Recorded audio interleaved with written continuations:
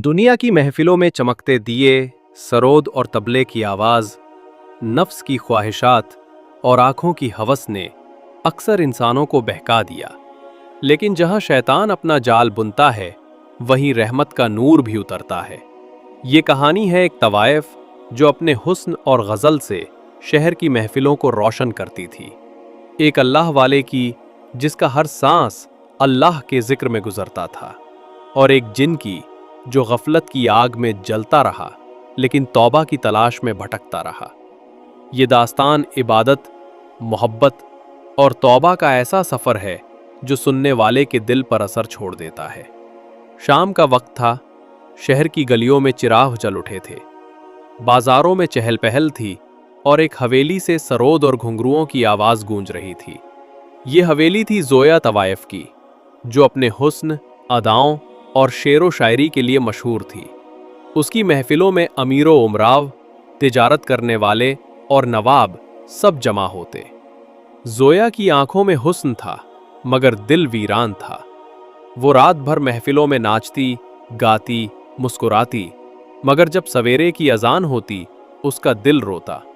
उसके अंदर एक सवाल गूंजता, क्या मेरी जिंदगी बस इतना ही है? क्या मैं अल्लाह के सामने सर उठा सकूंगी? उधर शहर के किनारे एक तंग गली में एक बुजुर्ग अल्लाह वाले रहते थे, हजरत फरीदुद्दीन। उनका चेहरा नूरानी था, हाथ हमेशा तस्बीह पर चलते रहते। लोग कहते थे कि उनकी दुआओं से बीमार ठीक हो जाते और उनकी नज़रों से इंसान का दिल बदल जाता। लेकिन इस शहर के अंधेरों में एक जिन भी भटकता था। उसका नाम कासिम था। वो कभी अल्लाह का नेक बंदा था, मगर घमंड और गुनाह की आग में उसने अपना मकाम खो दिया था। अब वो इंसानों को बहकाता, महफिलों में नशा और फितना फैलाता। एक रात कासिम जिन ज़ोया की हवेली पहुंचा। महफिल अपने पूरे शबाब पर थी। सरोद बज रहा था, शराब के जाम चल रहे थे, ज़ोया गज़ल पढ़ रही थी। जिन अदृश्य होकर सब देख रहा था और कहकहे लगा रहा था। मगर उसी वक्त दरवाजे पर दस्तक हुई।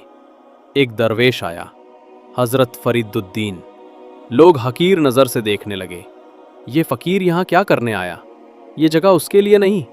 हजरत ने मुस्कुराते हुए कहा, मैं किसी का तमाशा देखने नहीं, बल्कि एक दिल को बचाने आया हूँ। ज़ोया ठिठक गई, उसकी आंखें भर आईं। हजरत ने महफिल में बैठे सब लोगों से कहा, ऐ लोगो, हुस्न और नशा तुम्हें फना कर देगा, लेकिन तौबा का दरवाज़ा हमेशा खुला है। ये सुनकर कासिम जिन गुस्से से कांप उठा। उसने हवेली की दीवारें हिला दी। लोग डरकर भाग गए। ज़ोया हैरत से चिल्लाई, ये क्या है? ये कैसा तूफान?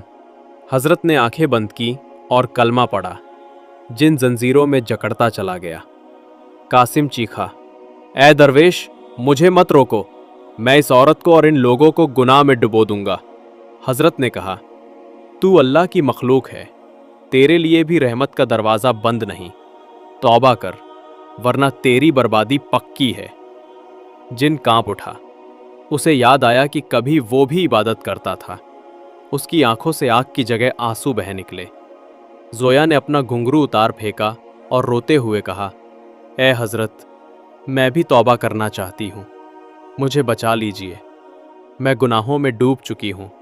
हजरत ने मुस्कुराकर कहा, अल्लाह गफूरुर रहीम है, अगर तेरा दिल साफ है तो तेरे लिए भी रहमत का दरवाज़ा खुला है। उस रात हवेली की महफिल बंद हो गई। ज़ोया ने अपने कपड़े और गहने गरीबों में बांट दिए। वो हजरत की खिदमत और तस्बीह में लग गई। कासिम, जिन भी हजरत की निगरानी में तौबा कर चुका था, अब वो इंसानों को बहकाने की बजाय उनकी हिफाजत करता। रातों को मस्जिदों के आसपास पहरा देता ताकि कोई शैतान वहाँ कदम न रख सके। इब्तिदा से इबरत तक ज़ोया तवाइफ से ज़ोया बंदाए खुदा बन गई। कासिम जिन गुनहगार से रहमत का पहरेदार बन गया और हजरत फरीदुद्दीन का नूर पूरे शहर में फैल गया। लोग जब हवेली के खंडहर देखते तो एक ही बात कहते, जिस जगह गुनाह की महफिल सजती थी, वहीं से तौबा और रहमत की दास्तान शुरू हुई। अल्लाह की रहमत इतनी बड़ी है कि तवाइफ भी दरवेश बन सकती है। जिन भी अगर तौबा करे तो मखलूक की हिफाजत कर सकता है, और अल्लाह वाले की एक नज़र इंसान की पूरी जिंदगी बदल सकती है।